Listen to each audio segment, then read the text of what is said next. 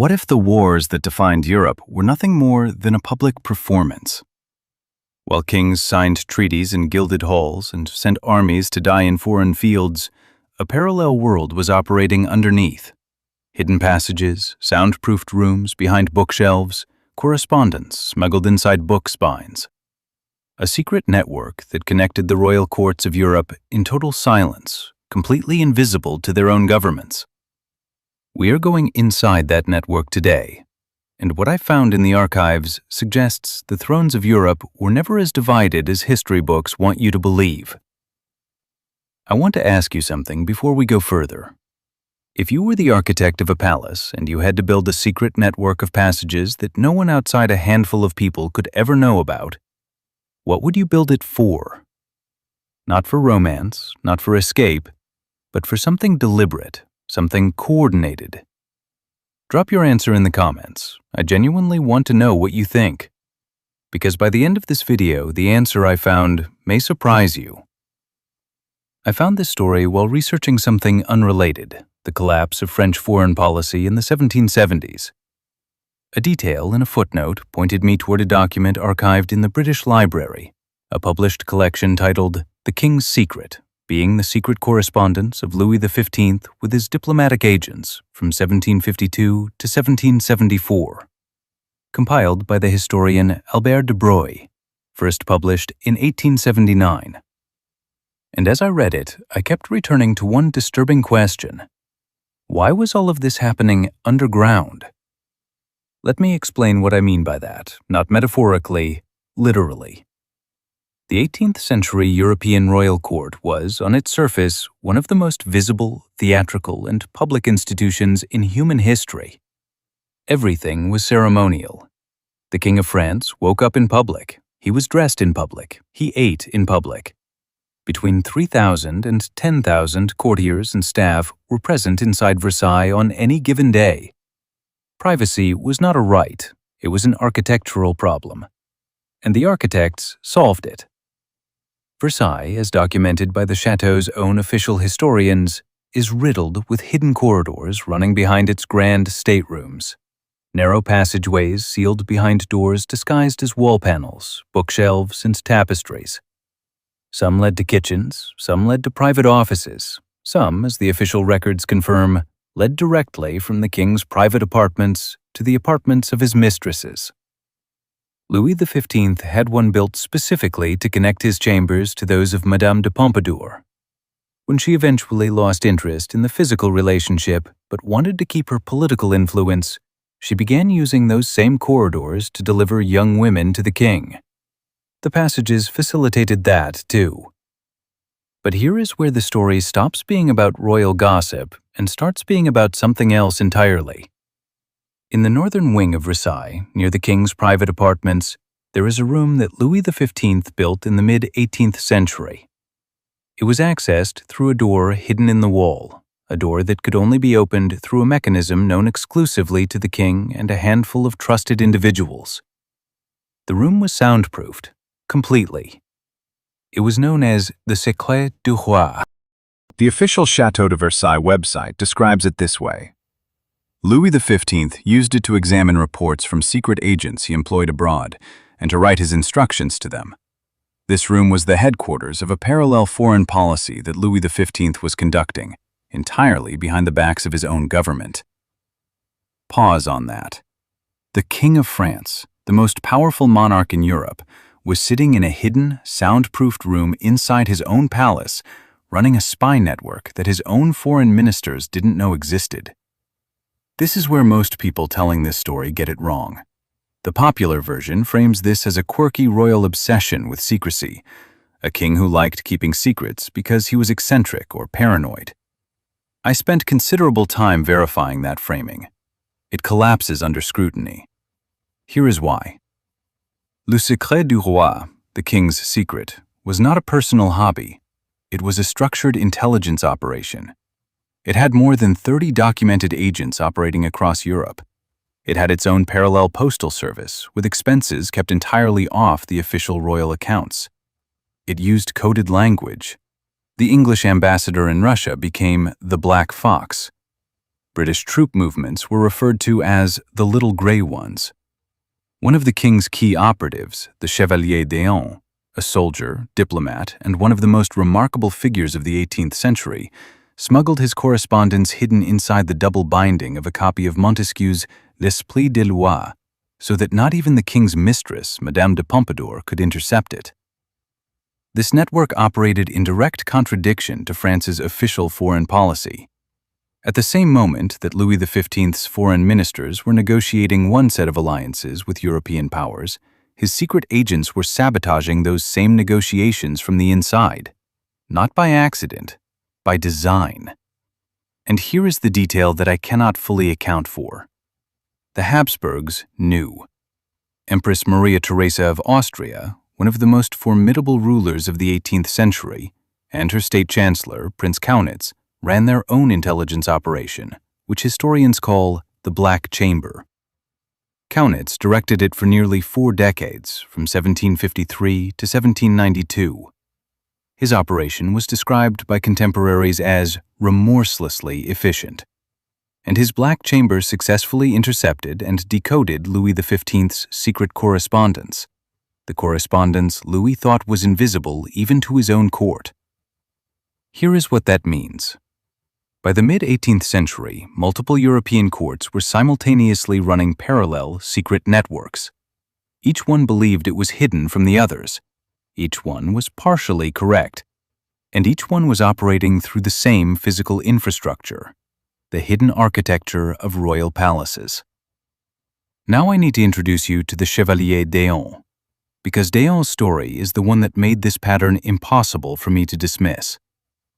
Charles Geneviève Louis Auguste André Timothée Deon de Beaumont was born in 1728 in Tonnerre, France. A lawyer, a soldier decorated in the 7 Years' War, and one of Louis XV's most gifted intelligence operatives. Deon was sent on a secret mission to the court of Empress Elizabeth of Russia, a mission so covert that it was conducted outside official diplomatic channels and unknown to the French foreign minister. The mission succeeded. Deon penetrated the Russian court, opened back-channel communications between Versailles and St. Petersburg, and helped redirect Russian foreign policy. He did all of this while Louis XV was publicly conducting entirely different diplomacy through his official ambassadors. When Deon eventually threatened to expose the network after a dispute over unpaid wages, the King of France considered having him kidnapped. There are documented records of that deliberation. In the end, Louis conceded, paid Deon what he demanded, and the secret held for a few more years. Deon outlived Louis XV. He lived until 1810. He spent his final decades in London.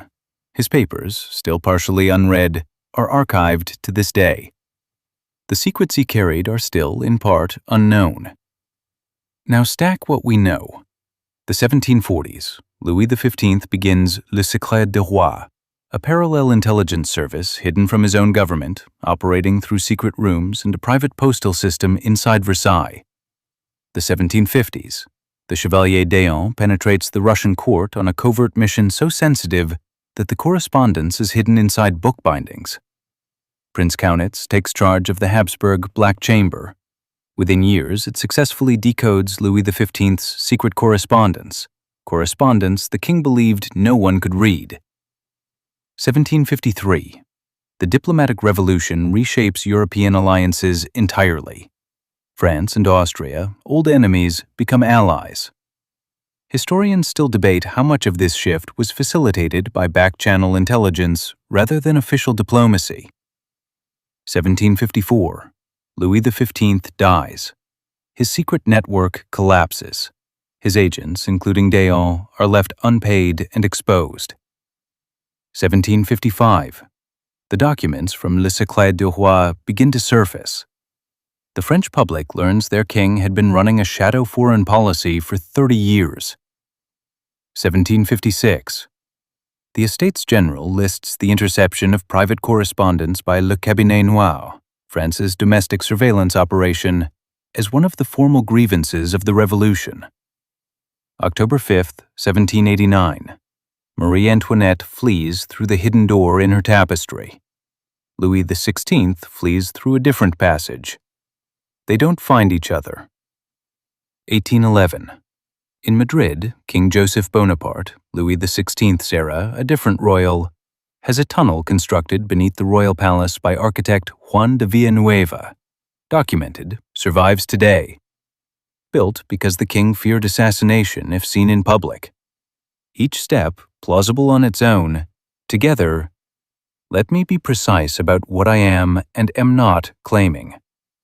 I am not arguing that every European royal palace was secretly connected by a physical tunnel network in the literal sense, a single underground corridor running from Versailles to Vienna to St. James's Palace.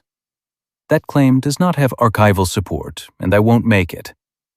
What the documented record shows is something arguably stranger, a functional, hidden network, not of stone and mortar, but of intelligence, parallel correspondence, secret rooms, and covert agents that connected the royal courts of Europe in a layer of communication that existed completely outside official diplomatic history.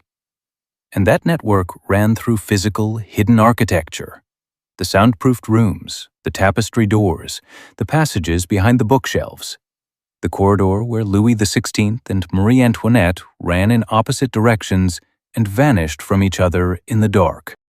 The popular conspiracy version of this story imagines a physical tunnel from palace to palace. That version is almost certainly false, and almost certainly misses the point. The real network was more invisible than stone, and therefore far harder to trace. There is still a door in Marie Antoinette's bedchamber at Versailles. You can go and stand next to it.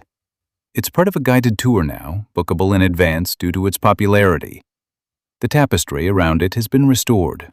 The mechanism that opens it still works. On the night she went through it, she was barefoot. She ended up in the Salon de l'Œil de Bœuf, the Salon of the Bull's Eye, in front of Louis XIV's old bedroom, while her husband was somewhere else in the same building looking for her. They had lived in that palace for years. They knew every hallway, every staircase, every courtier's face.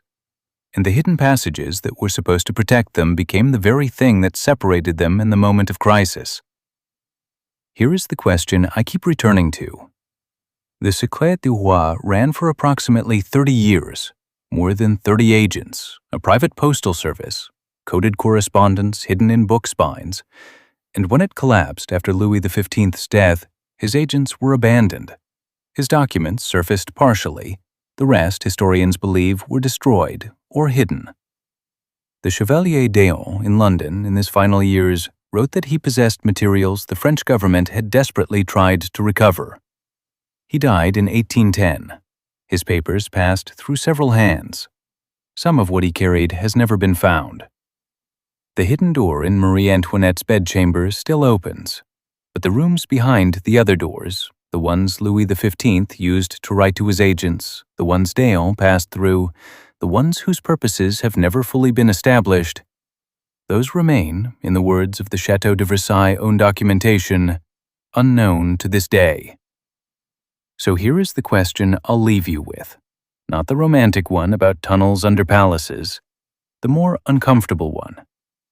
When the official diplomatic record of the 18th century was written, the treaties, the alliances, the wars, how much of what actually decided those outcomes happened in rooms that historians were never meant to find?